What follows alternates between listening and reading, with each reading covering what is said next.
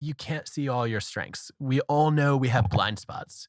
We forget that some of those blind spots are actually bright spots.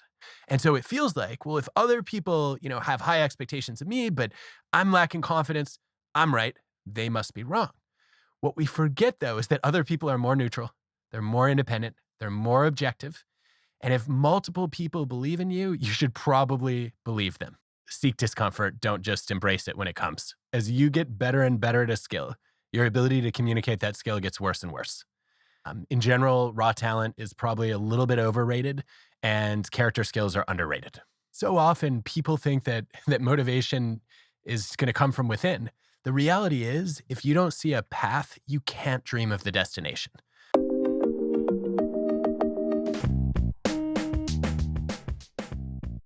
Well, just when I thought there might be a year without an Adam Grant book, here we are. It's funny because I feel like every year you go, hey, I'm not writing a book. And then it's like I get the press release 6 months later from your publicist that you did one anyway. Technically, it's been 2.5 years. Okay. So I just felt like I was overdue to talk to you. I needed to write a book. Yeah, that's a good excuse. Yeah, God forbid you should just pick up the phone. You have to write a whole book. You really do create so much, and it's impressive. It's really something. I'm guessing those conversations with your agent go something like, hey, Adam, publisher wants you to write a book. I like making 15%. What do you think? And then you're like, well, I don't know. I just did one. Maybe I'll take a year off. And then they just have a fishing line with like millions of dollars dangling on in front of your window until you decide you want a beach house and relent. Am I close? Is that the process generally? Not even close. No? Okay. No, it usually starts with me reaching out to my agent and saying, I have a book idea or several. Do you think one of these is worth writing? Uh-huh. Okay. That's normal. That sounds more normal. I think it's really, you must have a huge amount of ideas because I think a lot of people when they're strapped for ideas, and you can tell because they write a book and it's like an amalgamation of other people's books, and your books aren't like that. And I appreciate that, and I'm sure I'm sure everybody appreciates that, actually. But your latest book, Hidden Potential, it makes a really interesting argument that I hadn't really heard before, which is, in part, that we shouldn't judge people's potential by how someone begins in a specific field, but how far they travel to get there. And it kind of flips the way that you look at these individuals and their achievements on its head. So, I don't know, maybe it's best to start simple. Why do some people excel where other people don't? Well, I love the way you just described it, Jordan. So let me maybe pick up where you left off, which is so many of us judge potential by starting points. And I've been guilty of this in my own life. I remember starting out as a springboard diver and getting called Frankenstein because I couldn't even touch my toes without bending my knees. Oh man, no flexibility whatsoever, and I was terrible. And if I had judged my potential by that early lack of natural talent, I would have quit. And the same thing happened to me as a public speaker, as a writer. I started out struggling. And I think we're constantly counting ourselves out when, a task doesn't come easily to us. And we're constantly underestimating others who struggle early on too. And I think that's a huge mistake because in the long run, if you look at actually who has the greatest slope of improvement, it's not the people with the most talent, it's the people with the most motivation. So I love this study that Benjamin Bloom did where he looked at world-class athletes, artists, musicians, and scientists and found that the vast majority of them did not stand out when they were kids. Their early teachers, their early coaches, even their own parents didn't always see their ability. And when they did stand out, it was not because they were prodigies. It was because they were extra driven and passionate and focused. And yeah, I think we all intuitively know the value of those attributes, but we still undervalue them. Yeah, you give a really good example right in the beginning of the book with this chess. Is it a chess team or a chess league? I don't even know what you call it. It's like a chess organization, I suppose. And it's a bunch of kids that are sort of there's the rich kid school, I guess, and then there's the underprivileged kid club. And they're really good. And you think like, wow, how did that happen? These are kids that their neighborhoods, I think, had like gang violence, and there was a lot of all kinds of just what you would imagine in a low income area full of kids that are subjected to all the stresses that involves. And one of your conclusions from that was that what might appear as natural talent to some people could actually be traced instead to access and opportunity or to motivation. And I thought that was interesting, motivation, because access and opportunity, it sort of seems obvious, but then you think like, okay, motivation. Why would somebody be less motivated when they come from that area to be good at chess? And I'm still not sure why. What would be the effect on motivation? Maybe you're just motivated to do other things like survive or get through high school. Is that what you Exactly. mean by that? Yeah, I think that's part of the story. So, if you think about these raging rooks, they're a group of poor racial minorities in Harlem, and a lot of them, it wouldn't even occur to them to play chess because it's not going to pay the bills. It's not going to keep them alive, to your point. And then some of them end up learning chess. One of them actually gets taught the game by a drug dealer in a park. But I mean, yeah, you Wow. can't imagine going from there Yeah. to competing at the national chess championships. And I think so often people think that motivation is going to come from within. The reality is, if you don't see a path, you can't dream of the destination. So I think that nobody believed in these kids. They had no reason to believe in themselves. And chess is stereotyped as a game of genius. It's supposed to be for a bunch of prodigies who are usually white and rich.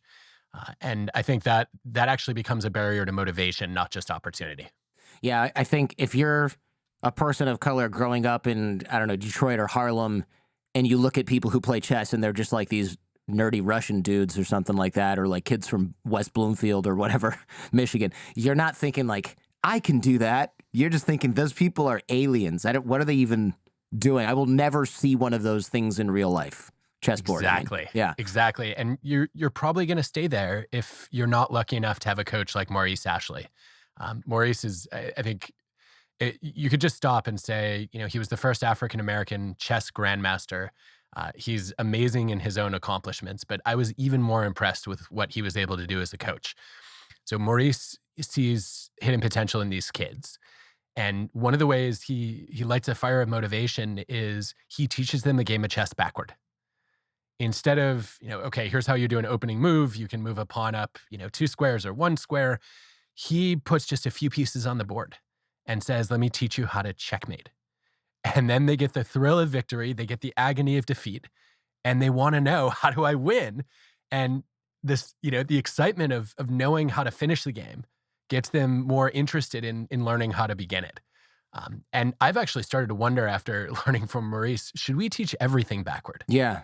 Any skill that we want to learn, should we start at the end point and then reverse, as opposed to saying, well, let's pick up, like I think about kids learning music all the time on this, and like, just doing scales over and over again is really boring. What if you Yeah. could teach them the closing sounds of a piece? Would that fire them up more? I think that's true. Look, when I played the flute, because I love getting bullied, but when I played the flute in elementary school, I I was like, why am I? That we had all these really hard things where you had to like read sheet music, and then it would be like, okay, here's a bunch of really hard notes to play in a row, and here's these little drills that teach you skills that are kind of tricky to build. And I just went to the music store and bought, I think it was called TV sitcom or like TV theme songs of the 90s or something like that. And it was like the A Team, what's that? Punky Brewster, Cheers, just a bunch of stuff like that. And I would Greatest just sit at American Hero. home and what's that? Tell me you had Greatest American Hero. I probably, yeah, like Believe It or Not. Yeah, I'm walking on air. That one, that kind of stuff, like the George Costanza answering machine theme. George isn't at home. Yeah, that's right. I just played those, and my parents were like, "Oh, look, you're so good at the flute.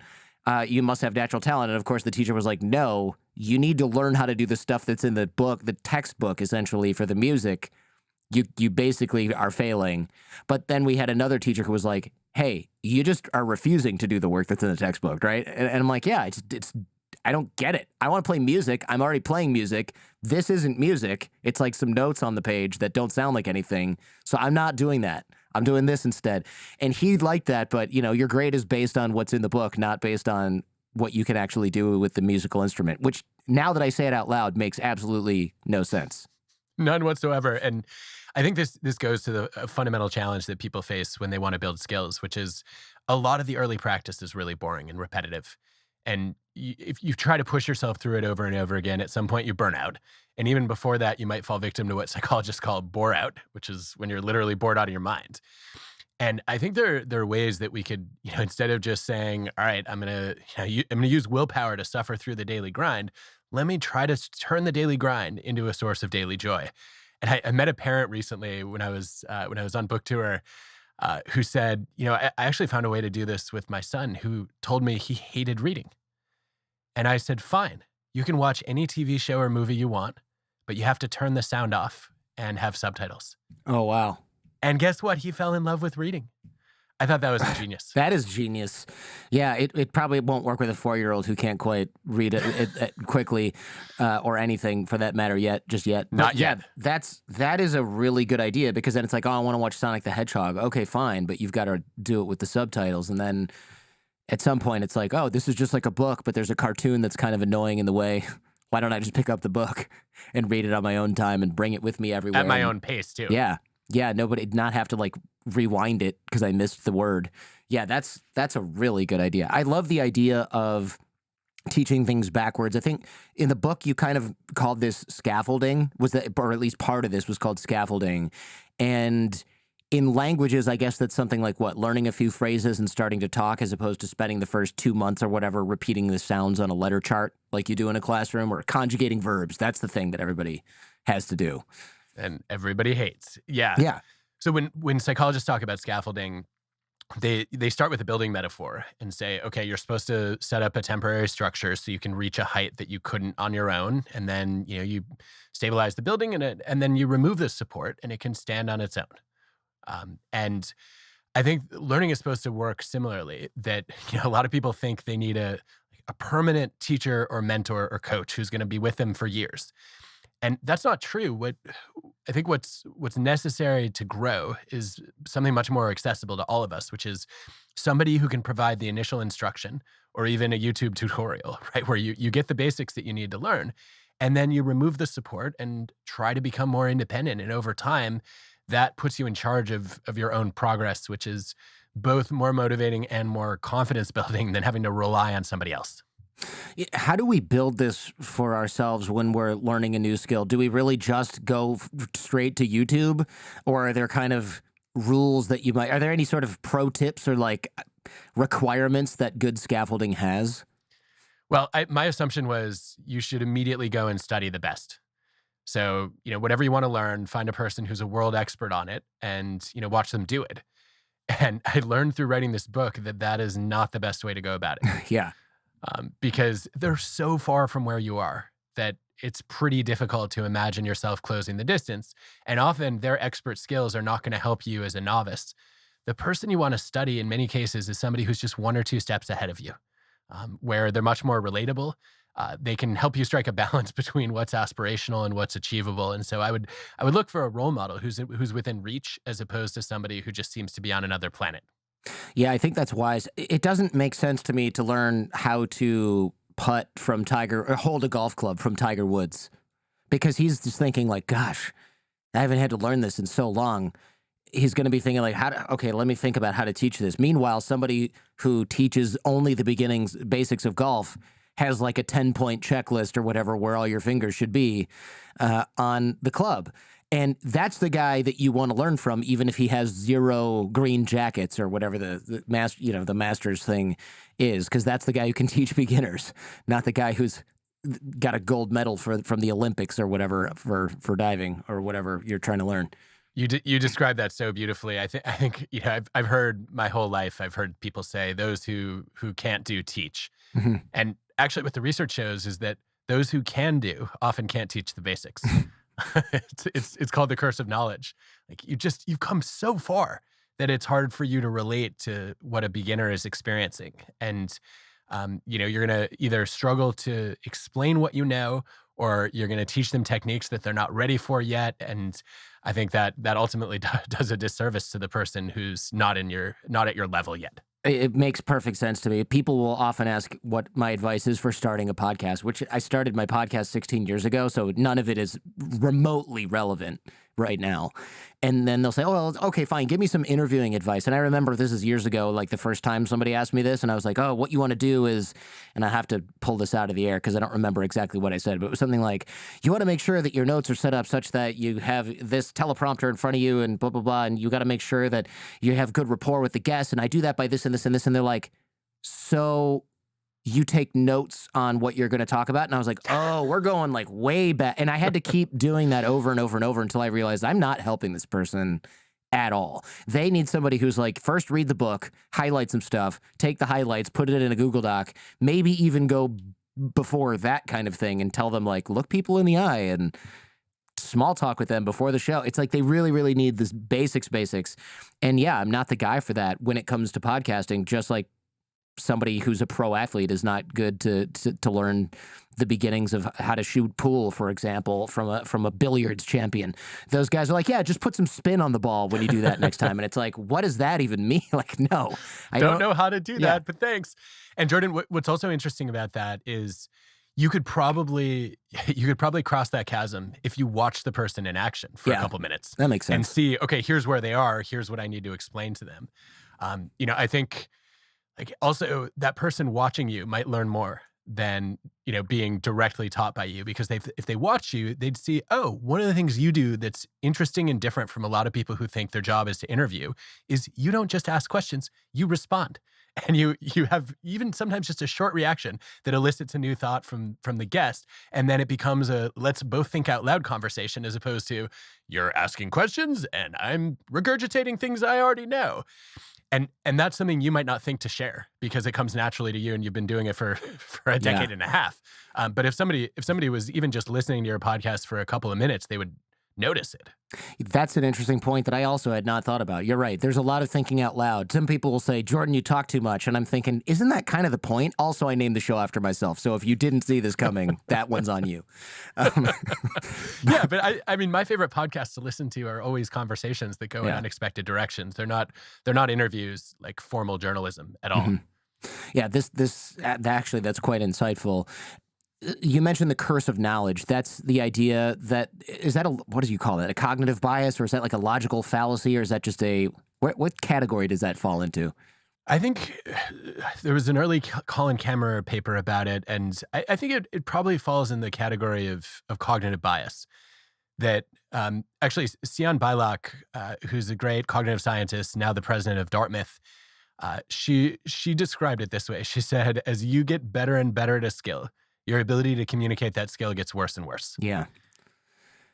That's it's on autopilot. It's unfortunate, but it makes perfect sense. But also, why is that? Because you pack the stuff into your subconscious autopilot routines, and there it lay forever. Yeah, it seems to become tacit knowledge. It's implicit rather than explicit, and you don't have to think about to do it, and then you spend a lot of years practicing it without thinking about it, and you're sort of unconsciously competent. And that doesn't mean you couldn't learn to explain it or teach it. It just means that you would have to unpack it, you'd have to study it, you'd have to watch it in order to get as good at coaching as you were at doing. Right. It's just a separate skill entirely.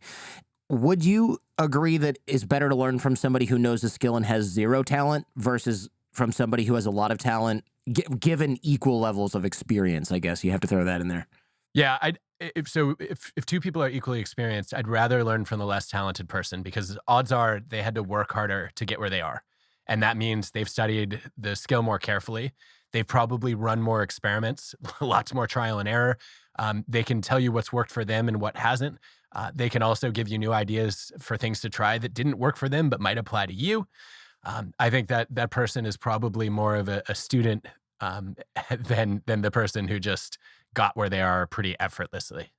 Yeah, that makes a lot of sense. And also, it's pretty good news for people hiring coaches, because the ones that are the most expensive are usually going to be the people that are already making millions of dollars or whatever doing the thing that they're doing. So it's quite good news that somebody who you could probably pay like $30 to $50 or whatever an hour, because they're not famous or they're not wealthy, is the person that's actually better to learn from. You don't have to pay 10 grand for that hour-long Tiger Woods charity lesson that you want to take. You can pay 10 grand for a year of golf lessons from somebody who does not have green jackets and trophies and a giant yacht.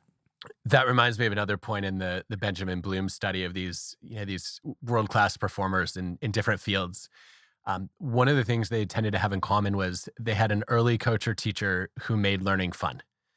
So that first person who introduced you to the skill was not a star coach. They weren't they weren't the person that you sought out. Usually it was like you learned the piano from the neighborhood teacher who, just taught music as a hobby. But what they did was they made it interesting and enjoyable. And that led you to think of practice as something you wanted to do as opposed to something you had to do. And instead of pushing yourself to do it, you felt pulled into it. And I think that is, gosh, I would love to see more people introduced to skills that way. Yeah, that's a really, I suppose that's good news because it means we know where to target the learning for young kids, right? Like just make sure their kindergarten experience is bang on. Although that's also tough for public schools, right? Where they're now like, hey, you have 45 kids in next year's class, and some of them are special needs, and you have zero help. And I know it's your first year teaching, but you're gonna go get them, Tiger. And the teacher's just like tearing their hair out and burned out by spring break. It's a massive problem, and I think it's gotten worse over time. I read some evidence that kindergarten has become more like first grade in the U.S. So Really? you're spending more time doing basic math, learning how to spell and write, and less time learning about dinosaurs and space and other things that make learning fun. Oh And it's the man. exact opposite of what we should be doing if we want to cultivate the joy of learning, which ultimately leads to more learning over time. I'm looking at schools now for my 4.5-year-old son, and some of them are downright scary. I went into one. I won't give away the name. People in the Bay Area all know it because it's famous for this. But you go in there, and it's like, this is what our kids are learning, and you see manually done. I'm getting like PTSD flashbacks looking at these kids' homework, and they're in kindergarten and first grade, and it's like long division, multiplication. And I'm thinking, I think I learned that in third grade. That's when, and this is kindergarten, first grade. And I'm just thinking like, okay, these are future engineers for sure. Good on them. But do the kids enjoy this, or are they in hell right now doing this? Because it does not look fun at all. So you enrolled? So I enrolled myself, yeah, but I'm keeping my son away from it. Yeah, it was terrifying, and a lot of it's cultural. There's a lot of people from other countries that like they just value academics to the point where I'm thinking, oh my God, the stress level your kids must be under is next level. And I get it. They grew up in a country where if you didn't work your butt off, you lived in a place with no running water and sifted through garbage at a dump or something to survive. So I get why they're like that, but I'm thinking like, geez. Do we want to raise every generation like this? Or is this like you made the sacrifice and you got them to the Bay Area? Maybe take your foot off the gas for like a second and let them enjoy their life. I don't know. I mean, it's a hard decision to make, right? You can't tell people to not make their kids focus on academics, but it sounds like your research says, hey, this isn't going to work for everyone if you make them all into calculus geniuses by third grade. Some of them are going to burn out and not do well, and hate learning and hate school and not do it anymore. That's a big risk. And the research on this is, to me, I mean, even a skill like reading. If you look at a country like Finland, they deliberately have, in a lot of cases, illiterate kindergartners, which is counterintuitive. But if you think about it, the stuff that you can read at age 5 for the average kid is not interesting. Run, spot, run. Like, that's not gonna get you interested in reading. So what they do is they wait till kids show interest or some obvious readiness, and then they welcome them in. And if you start a little bit later at 6 or 7, kids have a more sophisticated vocabulary, and then they can start reading more interesting books from the get-go. And it's you don't have to see too many of these studies or too many examples in other countries before you start to think we're doing something wrong in America. Mm-hmm. I got held back in kindergarten, but then we had a split class, and I could do all the reading from the split class, but I was terrible at everything else. I couldn't pay attention. My thing was not Jordan can't do the work. My thing was he finishes his work and then he talks loud and disrupts the class, and he won't ever shut up, and nothing we do is going to change that. That was so a preview of things to come. It was just a foregone conclusion that I would be doing what I'm doing right now. Yeah. And I had the same loud voice. So like if 10 kids were talking, the teacher heard my voice and was like, Jordan, really? Again? Like you can't focus for 5 seconds. So It was interesting though. My mom was like, "My son is smart. He can read better than anyone else in the class." And it's a split kindergarten, first grade class the second year that I was there, and he's the best reader in the class. But to your point, it's true. I remember they were going through this book that was like run spot, see spot, run. There's the sun. The dog jumps over the rock, or whatever those kinds of things.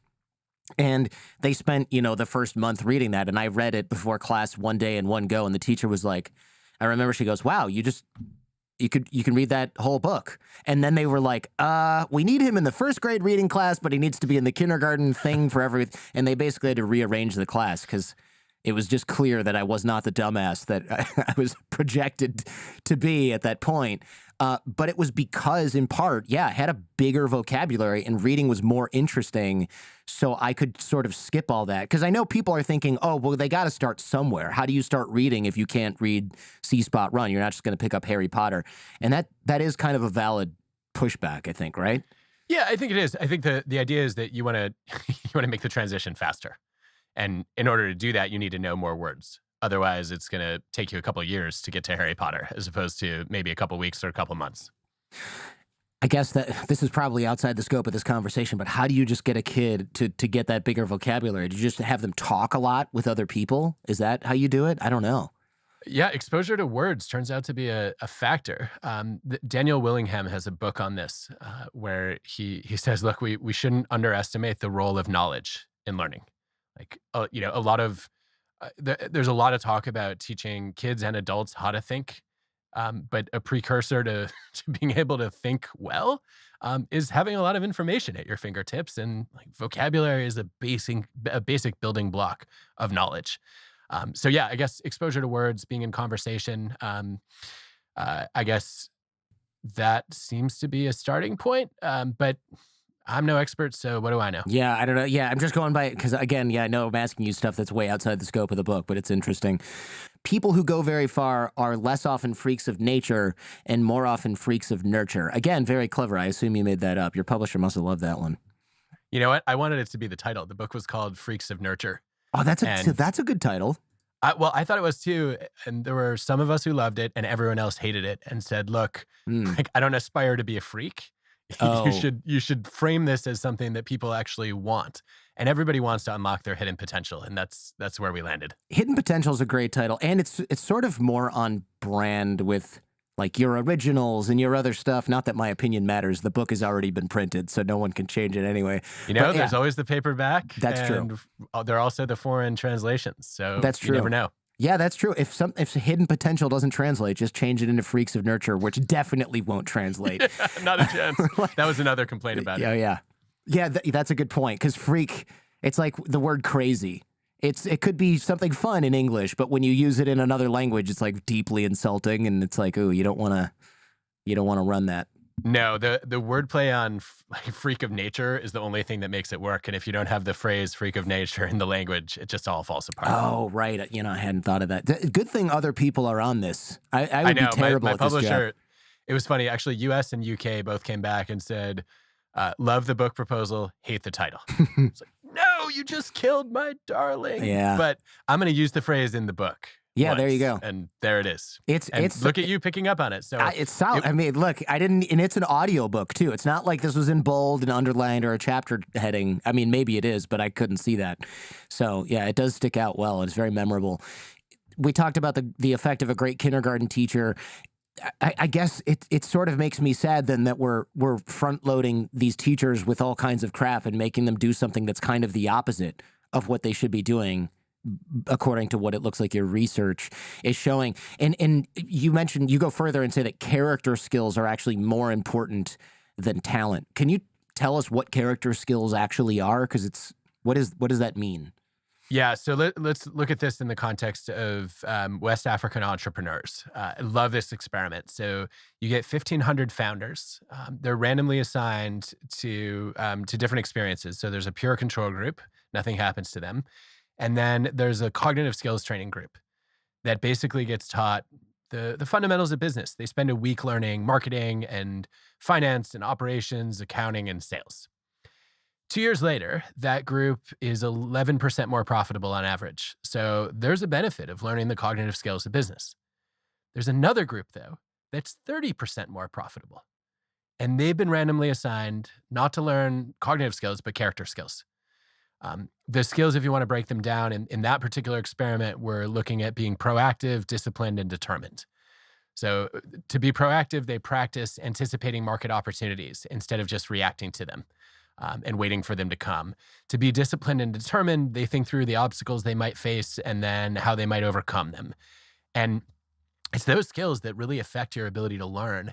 And I don't think most of us appreciate the importance of character skills. I think we think about character as a virtue, Right. not realizing it actually requires knowledge. So Jordan, actually, let's think about this. Remember the marshmallow test of willpower? Yes, and I was wondering if that's real. I meant to ask you because it's one now that we're in that whole like, hey, by the way, half the science that you read about in all these books is a bunch of BS. I'm wondering is like, what's the next shoe that's gonna? What's the next? What sacred cow that's gonna get slaughtered now? So is the marshmallow test real? If so, yes, cool. Continue. Good news. The marshmallow test has been replicated recently. Okay, great. So it turns out if you are offered one marshmallow as a preschooler and you can delay that gratification to wait 15 minutes for two marshmallows, you get better SAT scores and better grades a decade later, which is kind of neat. Yeah. And I always thought about that as, just strength of will, right? Those kids have superhuman discipline. But if you go back and watch the videos, or if you look at the more recent research, what you see is it's actually less willpower and more skill power. Some of the videos are hysterical. You'll see kids they want to make the temptation less tempting, Yes. and so one of them actually like sort of smushes the marshmallow into a ball and starts bouncing it, and now it's gross. Another hides the marshmallow and puts it out of sight, and that's a basic skill, right, of character to say, I want to make sure that I don't fall victim to this this gooey treat. And so I'm gonna use a little bit of my knowledge to try to change the situation and make it easier for me. And that to me is character skills in action. My wife and I were really excited the other. It's as you know, the holidays are approaching, and we had somebody from overseas send us these, those Kinder eggs where there's like a toy inside. So it's that, but there's a stuffed animal that pops out of the top, and that's the packaging. It's really enticing. So I showed those to everyone, and I said, these are for Christmas. And my son goes, oh, I want it now. And I was like, well, you can. It's for Christmas. And he goes, where are you putting that? And I said, well, I'll put it in my office. He goes, you should hide it because if I see that, I'm going to want it. And I thought, that is really good self-awareness. My wife and I were like, look at him just knowing his weak point and being like, you better hide that. Your son just aced the character skills test Yeah, right there. We were very stoked because, of course, this is literally like the week I'm reading the book, and I'm like, I'm pretty sure that Adam Grant would approve of this answer, of this strategy of hiding. You got my stamp right there. Yeah, the stamp. How do we know that the character skills are more important than talent? Did somebody measure this, or is it just like, hey, they're both important? I think so. There are a couple of ways we could look at this. I think one would be, let's go to the research on kindergartners. So Raj Chetty and his colleagues, superstar team of economists, they look at data from a massive sample of kids in Tennessee. And what they see is that the kids who have more experienced kindergarten teachers, randomly assigned, actually go on to be more likely to graduate from college. And then they end up also earning more money in their 20s. Like, wait, your kindergarten teacher matters that much? What are they doing? Well, you can break that down and you can look at cognitive skills. And it turns out if you had a more experienced kindergarten teacher, you do get an edge in math and reading. It's already amazing that you can predict somebody's adult success by how experienced their kindergarten teacher was. So we want to know why. What are those experienced kindergarten teachers doing? And one of the things you can measure is the cognitive skills they teach. Yes, the kids who have a more experienced kindergarten teacher do get an edge in math and reading. But that edge fades over time. The other kids catch up in first, second, third grade. They also get an edge in something else, which is character skills. They get rated as more disciplined, more determined, more proactive, also more pro-social in trying to help their classmates and make the learning experience better for everyone. And those character skills stick with them. The kids who had the experienced kindergarten teachers are doing better on character skills as rated by their fourth grade teacher, again by their eighth grade teacher, And then if you use those character skills to predict their income in their 20s, the character skills matter almost 2.5 times as much as the cognitive skills. Wow.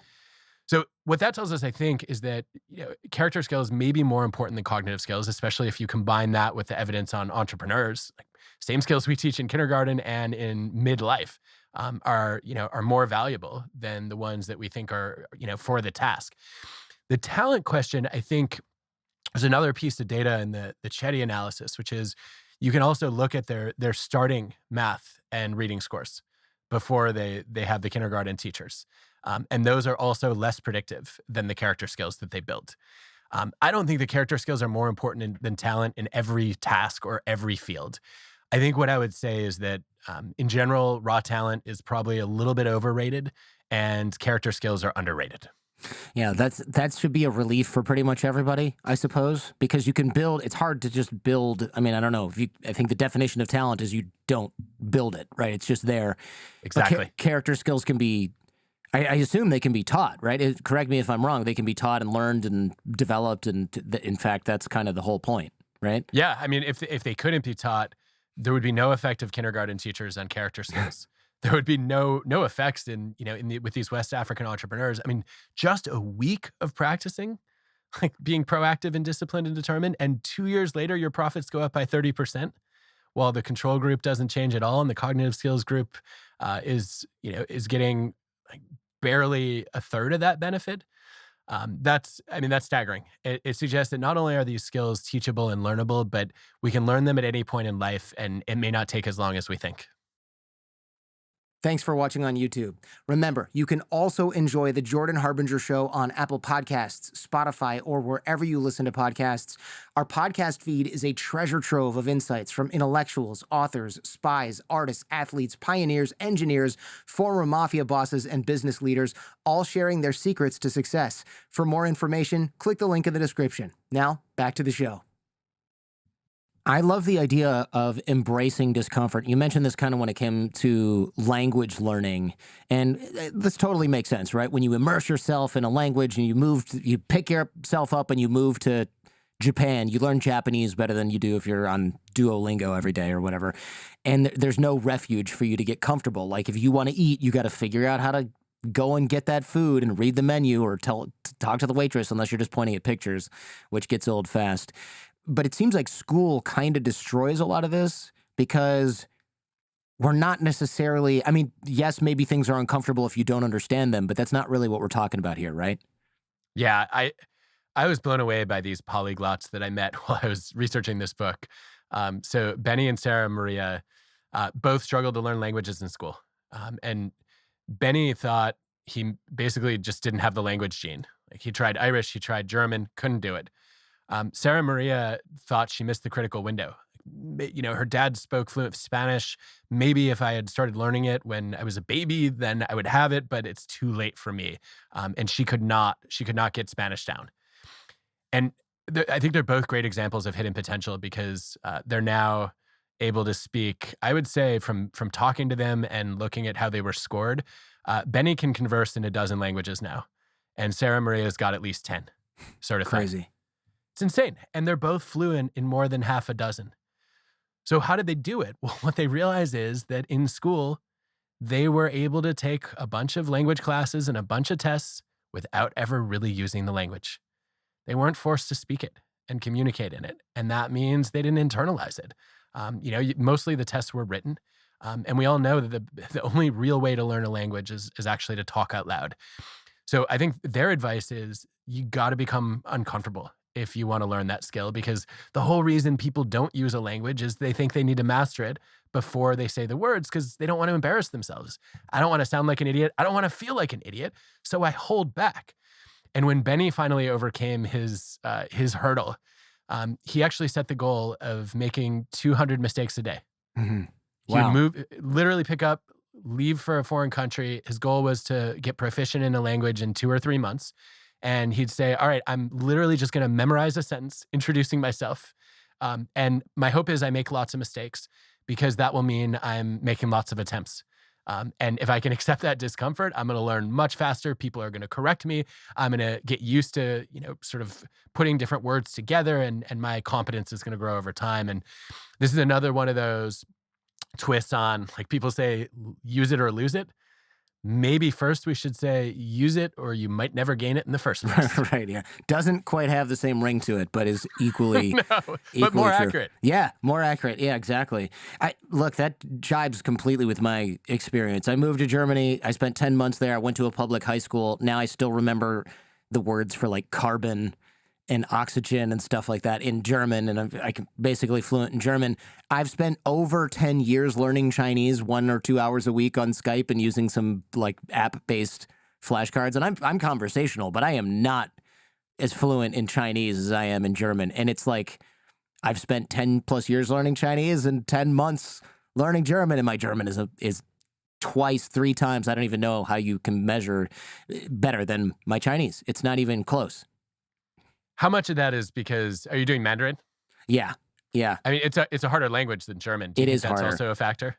That's a factor. Yeah, it's funny. I wasn't necessarily going to bring this up, but you're right. That's definitely a factor. I think if I had spent 10 years learning Russian, I would be much, much further ahead, because the problem is a lot of it is It's not like, oh, I don't understand the grammar. It's purely vocabulary learning, and that's very, very hard when you can't just read a word and you've got to memorize a symbol, because you're mapping symbols to words, which then you have to memorize the sound for that word. But if you can read it like Russian, you just have to learn the Cyrillic alphabet, which I learned the Cyrillic alphabet in less than a week. And I can still write Cyrillic alphabet in cursive, even though I learned it like my sophomore year of college.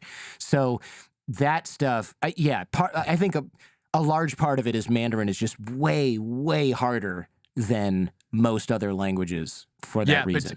But to your point, I think it would be a different equation if you were able to put yourself in a situation where you were forced to use it. So in Benny's case, we've established he is not a natural language learner. He's not one of these people who just picks up a language without having to really concentrate. He got to proficiency in Mandarin, moving to China after 5 months. Mhm. I could see Which that. is, I mean, and I think if you were to add up the total time that he put in using the language, may not be different from the time you put in 10 years.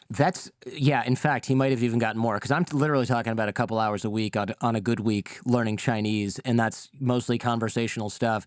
So yeah, there's a lot of that. I do wonder. I'm curious. I should ask him if he can read and write as well, because that also adds just like ridiculous amounts of work to the load. If you're just talking, it's amazing that he got fluent in 5 months in Mandarin from just talking.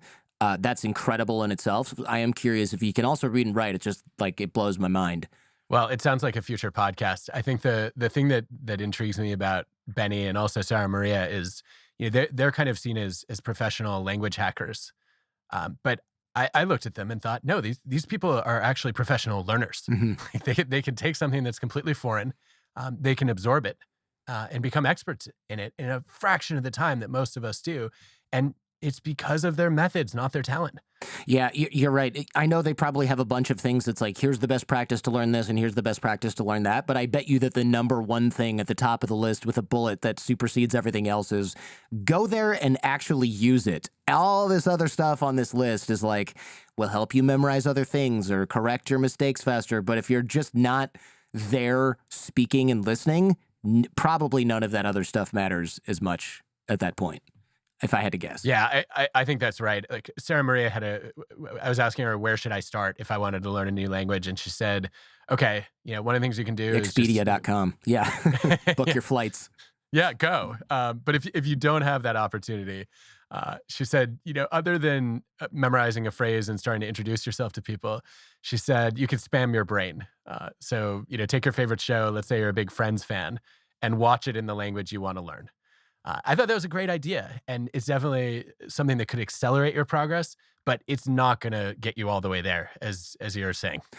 The TV thing is quite useful for languages, but you kind of have to do it while you're there. Like when I was learning Spanish in Mexico and I would come home and be tired, I'm like, I'm going to watch the Sony network, which had Friends on it, to your point, and I'll look at the subtitles, which I think I can't remember if it had subtitles in Spanish or subtitles in English, and it was dubbed, but that was helpful. But it wasn't like, oh, you're at home and Toronto, you can just watch Spanish Friends and learn Spanish. It's not quite the same thing. It's more like that's how you relax, but still end up learning a little bit while you're in country. Yeah. I know it's important to seek discomfort, though, not just embrace it when it hits you. And I think that there's a little distinction there that's quite important because like you mentioned Benny was doing, he was going out and saying, I'm going to make 200 mistakes, not just like, okay, when I go out to dinner tonight, I'm going to try to order off the menu in Spanish or Esperanto or whatever. I guess there's no country that uses Esperanto, in Chinese or whatever, and I'm going to tolerate it. I mean, he was just like, how do I throw myself into as many uncomfortable situations, 200 per day, as I can and get those reps in? There's a difference there in intensity that I think matters. I think so too. So the research by William Fishbach shows that if you give people just the goal of learning, they actually don't learn as much as if you tell them deliberately make yourself uncomfortable. You can see this with people learning to do improv comedy, for example. The ones who are assigned the goal of being uncomfortable actually end up improving more than the ones who are just told to improve. And I think that's because when you're focused on learning, you tend to take small incremental steps. Whereas when you're trying to be uncomfortable, you're going to challenge yourself a lot more. And that puts you in situations that have at least the potential to catapult you. So Jordan, I live this with public speaking. Mm-hmm. I'm an introvert, you know this. Yeah. I'm also, I used to be extremely shy. And I remember doing my first guest lectures and giving out feedback forums and students writing things like, you remind me of a Muppet. Oh, brutal. That's so hard to hear. I mean, and this was at Michigan where Midwest nice is a thing. Right, so yeah. I can only imagine what they were really thinking. There was another student who wrote that I was so nervous I was causing them to physically shake in their seats. Oh, that's brutal. Yeah, it was not fun, but I didn't just dip my toe in the shallow end.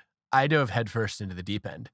I think what a lot of people would do just to learn is to say, all right, I'm going to practice. I'll do a 5-minute mini lecture. Maybe I'll, gather a few people to give me pointers.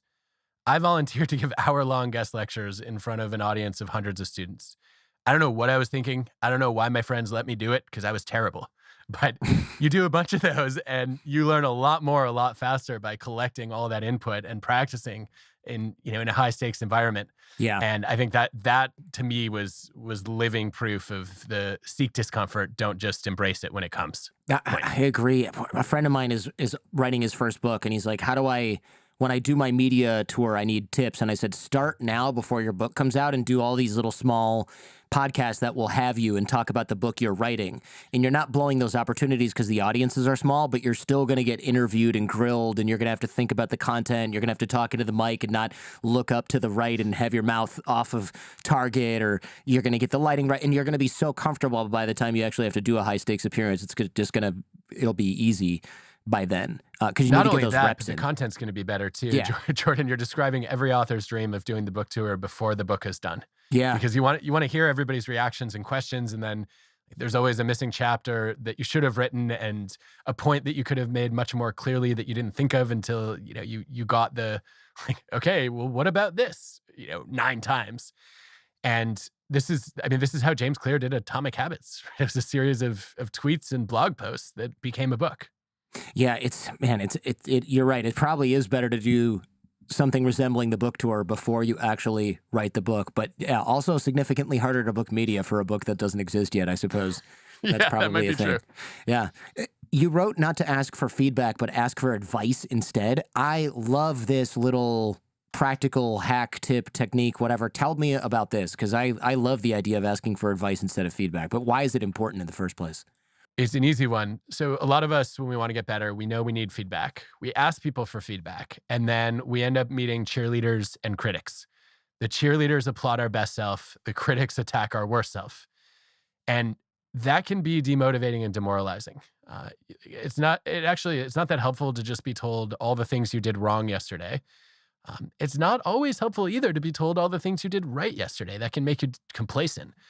What you want are coaches who see your hidden potential and help you become a better version of yourself. And the easiest way to get people to become coaches is to stop asking for feedback and start asking for advice. If you say, what's one thing I can do better? People will give you pointers you can use tomorrow. They're more actionable. They're more concrete. They're more specific.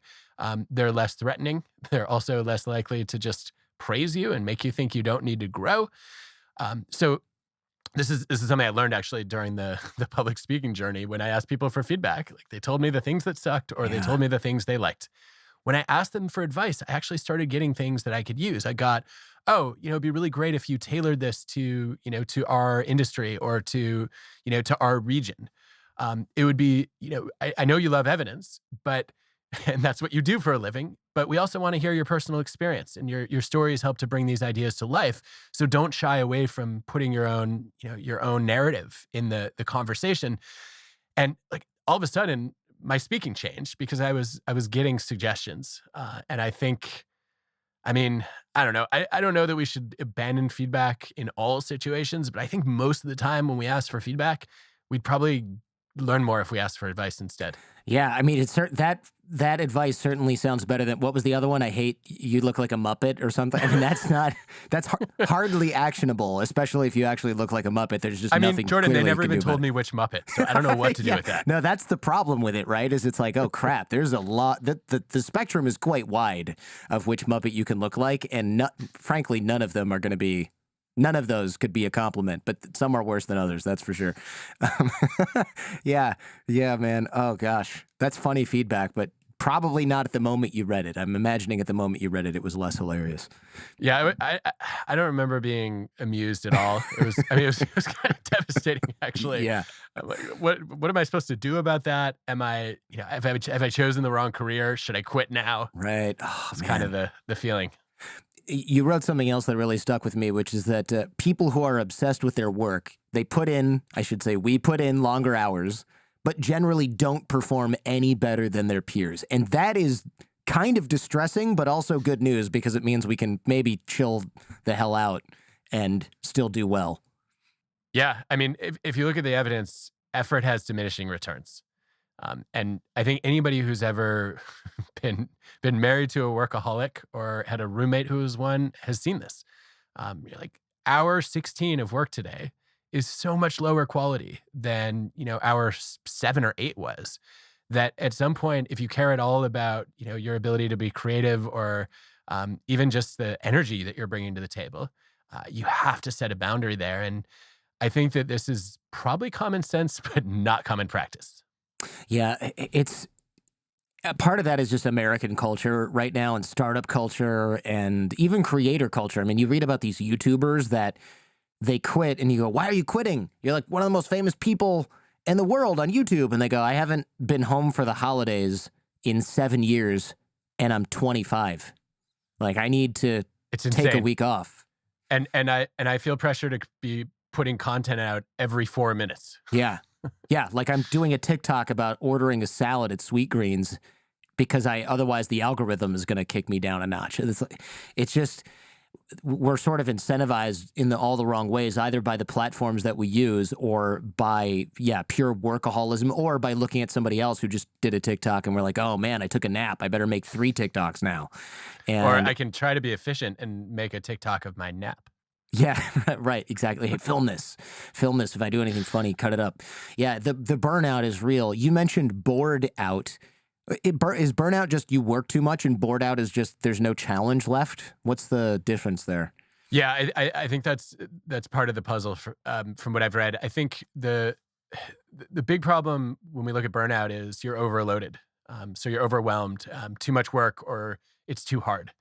Whereas with bore out, it's the opposite. You're understimulated. So as you said, there's not enough challenge, or it's repetitive and monotonous to the point that it just sucks the life out of you. Tell me about perfectionism. Does that play a role in any of this? Because I think going back to sort of the creator example, a lot of these people, they'll tell me the amount of time they spent on a production of something, and I'm thinking that's good if you love it, but if you don't love it, that's way too much time to put into filming 2 guys having a conversation. Like it looks great with the smoke in the background and the table and the lighting, but like unless you really love the $25,000 video setup that you did, it's not worth it. It's just not. But these guys, and in fact, it's not just guys, but for some reason it usually is. They're just beating themselves up every single time. And again, some of it's the platform, right? The views, if they get views or likes, it's good. And if they don't, then it's terrible, regardless of how good it actually is in their own mind. But it seems like this can really kneecap you. Yeah, I mean, I've lived this one personally as well. Well, actually, I thought I'd recovered from perfectionism, and then I wrote a whole chapter in the book on it. And I was writing the hidden potential quiz to give people a chance to assess their character skills and identify a strength in an area for growth. And like any self-respecting psychologist, I took my own quiz, and my biggest area for growth was perfectionism. So like I failed the perfectionism test, and I guess that means I'm still in recovery, which is unfortunate. But it is unfortunate. I mean, look, there are plus sides, right? It keeps you motivated, but also, and we did a whole episode on this with John Acuff years ago, episode 632. It's not fun when you're in that, right? It's like any other addiction. It's just it's not healthy. No, I mean, this is what I experienced. It's also what I've read in the research. Tom Curran has done meta-analyses, studies looking at what happens to perfectionists, and it turns out they burn out at higher rates because they're constantly ruminating and beating themselves up and putting unreasonable levels of pressure on themselves. And I definitely was guilty of that. But the other mistakes we make, which I think you're foreshadowing here. Perfectionists end up basically trying to optimize the things they can control, and that means that too often they're perfecting things that don't actually matter, these tiny details, and overlooking the big picture. So you've created the perfect video set, but you didn't put enough prep into the content or the guest, and in many cases they also aren't taking risks. The goal of perfectionism is to eliminate every flaw and every defect. Mm-hmm. And that means whatever has worked for me in the past, I'm going to rinse and repeat that. Interesting. I'm not going to experiment because that might fail. And I don't want to feel like a failure. And that means I'm stunting my own growth. Yeah, that's a really good point. The idea that you are afraid to take risks / grow because you might fail because of perfectionism, which is the opposite of how you get good at anything. Right? It's the opposite of how you make a great show. I'm going to only do stuff that's worked for me in the past is not a good recipe for loving your career in 10 years from now. That's for sure. No. And it doesn't create the trial and error that would allow you to innovate and, ultimately discover maybe there's a better method. Mm-hmm. Maybe there's a better way. Early in my career, I only talked about dating and relationships. And then one day... I remember those days. You remember those days, right? Yeah. And like, lo and behold, you start to get sick of it, especially when you're married. Like, it starts to get really weird. But before that, I was starting to burn out. And I remember a friend of mine he's like, oh, man, my friend, we got to go out for a beer. You got to hear this story. And it was like this guy who had smuggled drugs, and he got caught. And then he ended up having to almost go to prison, and it was like an FBI informant, and I was like, this is so good. Somebody should turn this into a podcast. Too bad my show's only about dating and relationships, and it has no place there. And I was like, you know what, screw it. So I did the episode, and I was like, hey, in the beginning I said, hey, this has nothing to do with dating and relationships. It's just a crazy story from a friend of a friend. If you don't want to hear it, then just skip to the next episode. And we got more feedback on that episode than I expected, and probably more feedback on that episode than I'd gotten on any show previously. And people were like, more of that. That's fascinating. This is before true crime was like a genre of podcast. This is just, wow, I never heard a criminal talk about crime before openly because it's audio. So his face wasn't shown. He's like, there's no repercussions from this. It's some weird niche podcast. So then I thought, oh, I can actually just have really interesting conversations instead. And that's what my show will be. And that blew this thing up like crazy, because now I'm able to talk about what I'm interested in all different fields. And I never would have discovered that if I was like, no, it's got to be perfect. Let's stick to dating and relationships, because that's where I control the whole thing start to finish. And I know what I'm going to get at the other end. So interesting. It makes me think there are probably some things that you were curious about, but that didn't resonate for your audience. And that's a learning opportunity, as opposed to, oh, I brought that guest. That episode didn't do well. Now I'm toast. Right. Yeah. And no, there was almost no danger of that, right? I was like, I get one bomb if this bombs, especially if I warn people at the start, hey, this might be a stinker if you just want to hear about dating. And people are just like, oh, I'm sure some people did skip it. They're like, I don't care about some drug dealer. Who cares? Next. But they weren't like unsubscribed because they were like, he's going to go back to his normal thing next week. So that was a big deal, a big learning. And I still feel like I push the edges of stuff sometimes. And yeah, sometimes you get negative feedback, especially if it's about like Hamas and you do the wrong thing at the wrong time, but I think you do grow as a creator, and you really do have to do that, because man, burning out or getting bored out is a real danger that most people don't think of. They're like, oh, my hours aren't bad, I'm not burning out. But if you're doing the same damn thing, even if you only work 5 hours a day, that's just as bad. Yeah, I think there's an audience risk too. Right, the audience can get bored out on the same topic over and over again. Yeah. And I think that's why, at minimum, you want different variations on your themes. But I think broadening your topics over time is one of the easiest ways to maintain their curiosity and also fuel your curiosity, which is, last time I checked, what podcasting is all about. Right. Like, people No kidding. listen because they're curious. It's true. And I'm even talking about like the guy who's an IT administrator somewhere and is like, I'm not burned out. I can do all my work in 3 hours because I have all these automations set up. And unless we get like a DDoS hacker or whatever, I'm not going to work more than 4 days a week, 3 hours a day. But they're bored out of their mind because they don't have a challenge. Nothing is evolving. I'm not suggesting they break their IT network so that they can fix it or something. But I feel like we see letters in our Feedback Friday inbox that are about bored out that we just didn't have a term for it. Yeah, I think that's right. And I wonder, I mean, so much of this is about then trying to bring novelty and variety into your routine. So I had a chance to test this out recently. One of my most boring tasks is editing as a writer. Like I think anybody who writes, even emails, right? It's like, it's more fun to figure out what you want to say than it is to refine the words. Totally. Because there's no more discovery in that. I feel like I'm a football team on the 1 yard line, and it takes as much work at that point to get to the end zone as it did to march the 99 yards down the field. And I'm like, I'm getting nothing out of this, but I know it matters to the audience. I need to find a way to make it more motivating.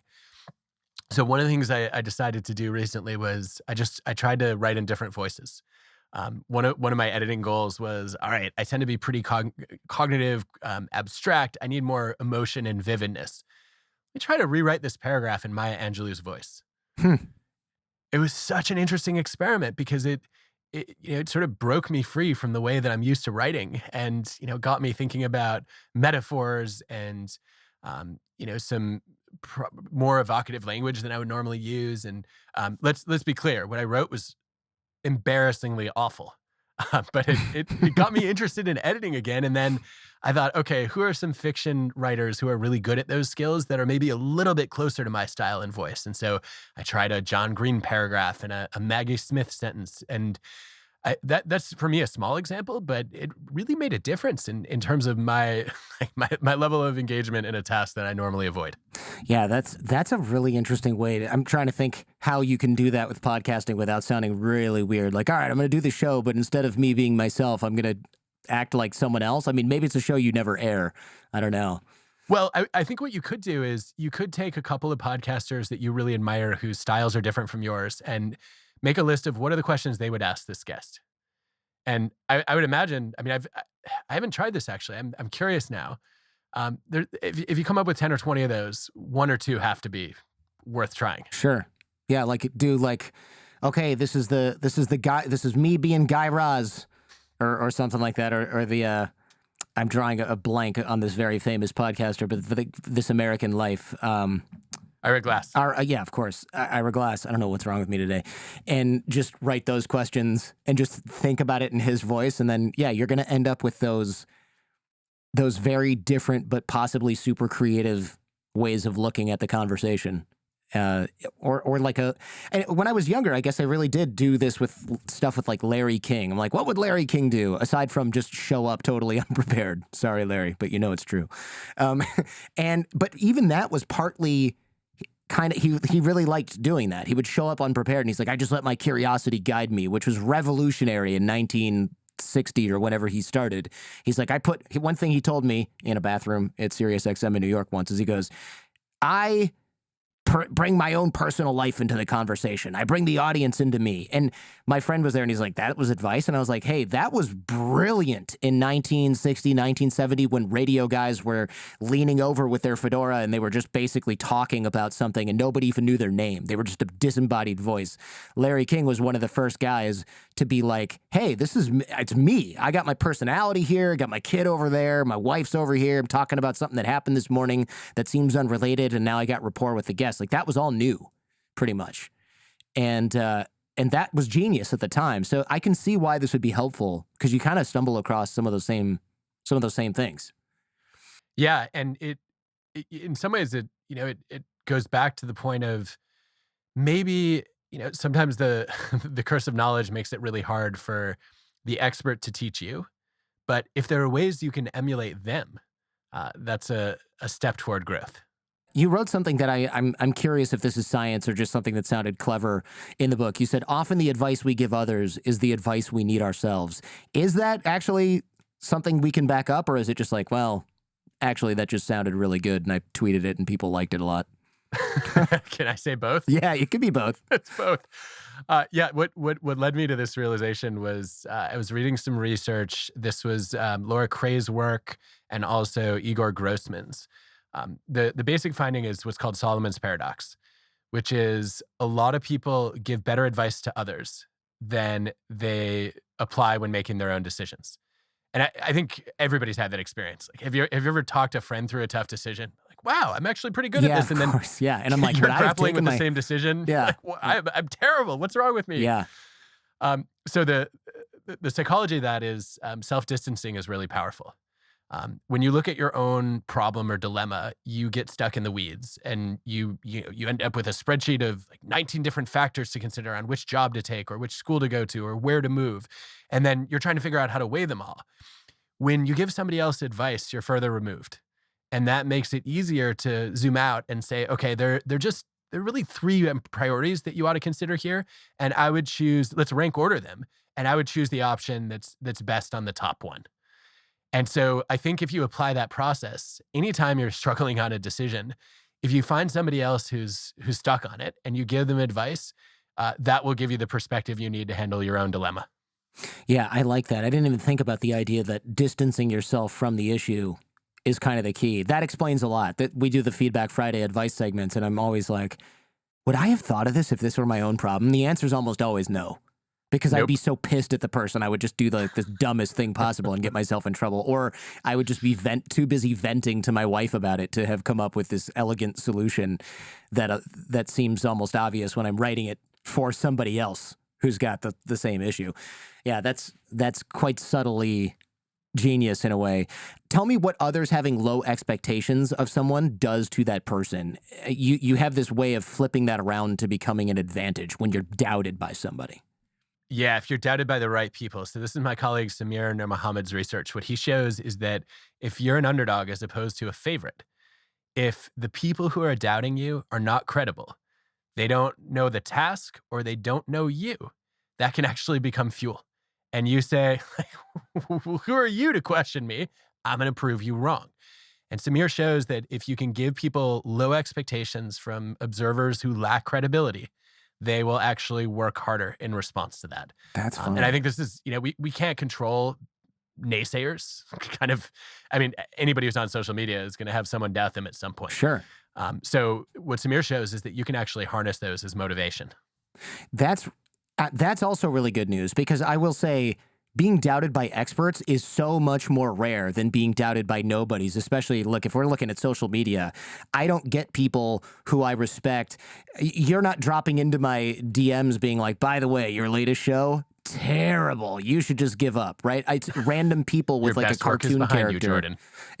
Right. Like it's always random people with a cartoon character image, 0 posts, 0 followers, and 0 following, or whatever. And it's like, hey, your show sucks. I heard an ad for it. It's the worst thing I've ever heard. And I'm like, okay, so that stuff is not in short supply.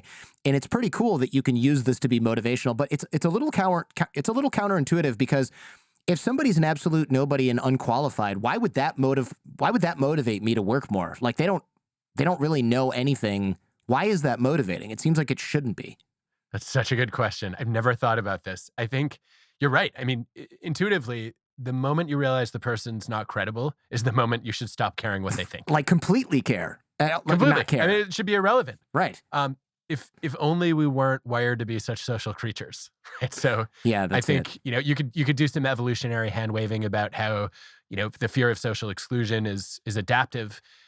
Maybe that's a factor here. I think though that like social disapproval hurts, and it hurts viscerally before before you stop to think like, does this person's view actually matter to me? Um, and I think that it's often hard once the emotion is activated to make it go away, and so it's easier than to channel it and say, all right, I'm going to show that person that they were wrong, than it is just to ignore them once they've riled you up. That is it's important to remember that, I suppose, because especially if you're doing the aforementioned taking risks and you're a creator and you're doing something, you're gonna get the peanut gallery being like, I hated this. Stick to what you know, dumbass. I mean, that's just like garden variety appetizer for a creator who's doing something that is not their usual thing. So, yeah, it's a little superpower there that you can turn that into motivation. Imposter syndrome. We've done a lot on this. Episode 127, we did a whole article about it. But tell me why imposter syndrome is a sign of hidden potential. I never really thought about it that way. I hadn't either until I read Basima Tewfik's research. She was one of our doctoral students, and she showed that when you feel like an imposter, you often end up going above and beyond. And I looked at this and said, okay, this is interesting because imposter syndrome is the opposite of being an underdog. Right. As an underdog, you feel like other people are they're actually underestimating you. As an imposter, you fear that they're overestimating you. Well, the reason that's a sign of hidden potential is you can't see all your strengths. We all know we have blind spots. We forget that some of those blind spots are actually bright spots. They're capacities for growth that are invisible to us. And if there are multiple people who have high expectations of you, it usually means they've recognized some kind of latent ability or motivation or room for improvement, that you for a variety of reasons, your biases, your lack of experience, that you can't recognize yet. And I think this is really hard for people because we know more about our own our own histories and our Sure. own experiences than anybody else can. And so it feels like, well, if other people, have high expectations of me, but I'm lacking confidence, I'm right, they must be wrong. What we forget though is that other people are more neutral, they're more independent, they're more objective. And if multiple people believe in you, you should probably believe them. That is lovely. And you're right. Imposter syndrome, when you go to Harvard, everyone raises their hand and says they have it. If you give the talk at Apple, they make sure their boss isn't in the room, and then they raise their hand saying that they have it. And everyone in law school was like, I don't belong here. They're going to figure out I'm a fraud. The only groups that I've talked to that don't have it are high school kids because they're all so concerned with looking cool that they would never admit that they had this, even if they were being honest in the first place, right? So the idea that high performers tend to have it has always stuck with me, but this is definitely why. It's the reason high performers tend to have this is they are always sort of moving up faster than they feel safe doing because their manager's like, Tom can handle it. He's on top of it. Angela is the best person we have on this. And Angela's like, oh my God, I've only been here for 2 years and they're giving me this project. They're going to fire me if I blow it. And it's because everybody else sees that they can do it, but they're, of course, except for them. That makes a hell of a lot of sense. Yeah, and I think this goes to the reversal of confidence and success, that I think so many people overlook, which is a lot of people think I've got to build my confidence before I can take on a new challenge, and that is backward because you're not in most cases you're not going to magically wake up one morning and suddenly feel confident. You actually build the confidence through taking on the challenge, and so it's the leap that you don't feel ready to take yet that as you take it, as you embrace that discomfort, you then say, okay, I am capable of doing this. And then your confidence can rise as a result of taking the risk. And I think you're right. I think imposters end up doing that. They're like, well, I don't feel like I know what I'm doing yet, but what do I know? Like these other people who are credible, who are knowledgeable, they think I can do it. Let me give it a try and then we'll find out. Yeah, it's tough to surrender to that, right? Like, well, maybe they're right that I am qualified. It usually only goes in the other direction. Maybe the person who has 0 followers on Instagram and dropped into my DM, maybe that person's right. Not the person who's worked with me for 5 years on every project so far and has vouched for me, right? That guy, he doesn't know what he's talking about, right? That's a recipe for misery. Well, yeah, which we're all cooking up somewhere in the back of our heads. I know we have very little time left. There, you give this astronaut example in the book. This guy who applied to be an astronaut a zillion times. I'll let people go get that in the book. But the point was, he grew up. He was he picked strawberries. He's a migrant worker. It sounds like the message from this, or one of the messages from this lesson, from this anecdote, was that overcoming adversity is a major benefit or asset to some of these more elite positions. Is that an overstatement, or is that really what you're saying here? Like, somebody who really starts off far behind, they have so much more distance to travel. So it sort of flips it on its head. It's the people who are starting with the worst conditions and have made it the furthest are actually maybe those with the biggest advantage at the end of the day. I don't know. Maybe I'm getting this wrong. I think that's a really interesting way to capture it. I think you're onto something there. I think that when we look at people, early failure followed by later success is a sign of character skills, because it usually means that they face some kind of obstacle, a lack of opportunity or a lack of talent, some form of adversity. And then they were able to overcome that. And if you look at their trajectory, it shows a rise. And usually behind that rise is, they had the proactivity, the pro-social tendency, the discipline, the determination, to face adversity and then grow through it. Adam Grant, I know you got to run. Thank you very much for doing the show. Another one in the books. I'd ask you what you're working on next, but you're just going to lie to me and say I'm not writing a book for a while, but I've already seen this movie. Okay, wait a minute. I have to get you to rethink that, Jordan. Okay. I'm not planning to write a book. I just don't know what it's about yet. Okay, but got it. As soon as I figure out the topic, I am going to write it. And in the meantime, go blue. Thank you for checking out this entire episode on YouTube. If you want to follow up on this topic, check out our podcast feed or visit us on our website at jordanharbinger.com, where you can learn more about our guest and dive even deeper into what we discussed today. And remember, YouTube is not the only place that you can check out The Jordan Harbinger Show. Any podcast app should have us. Check out the links in the description where you will find access to our shows that don't appear on YouTube, like Skeptical Sunday, where we debunk topics like crystal healing, GMOs, conspiracy theories, homeopathy, tipping, even lawns, to find out if they're backed by science and logic, or if they're just complete nonsense. Spoiler, many of them are complete nonsense. Also, our Feedback Friday shows where we help people escape from cults, get raises at work, and take all manner of questions from you, the audience, all the way down to the bottom of the barrel. And every episode of The Jordan Harbinger Show has something useful you can take away and apply in your own life and help you navigate what I know can often seem like the overwhelming and paralyzing challenges of modern life. Life can be hard, yes, but we are here to help. And if you appreciate how we help, remember to like, comment, and subscribe.